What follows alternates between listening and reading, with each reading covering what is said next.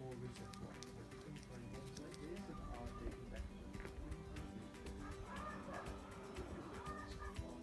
one of the most historical ones. So it's been a division for itself for several centuries before the country was united.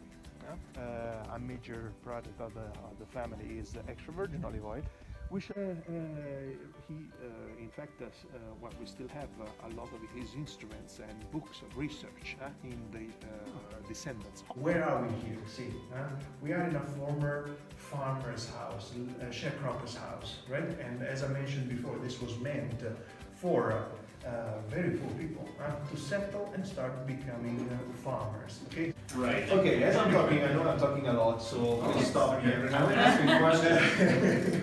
We are now preparing the tools, the instruments, and ingredients for the first of the dishes that we will be preparing. The first thing we do is the Tuscan ragù. So the Tuscan version of the chopping board.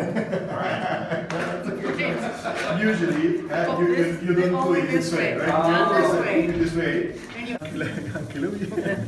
You take a piece of meat, right, and you crumble it with your hands, and you let it touch the oil. So we get to drop the meat.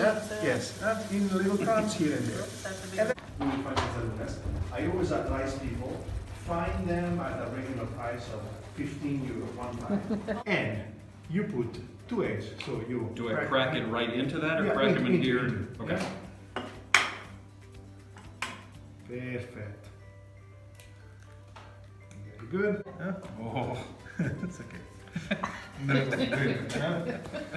It's all under control. So, but not sticky. Okay. This is still sticky, see? So, some more dustings. Okay? Io l'ho spento il ragù, che si riposa 10 minuti.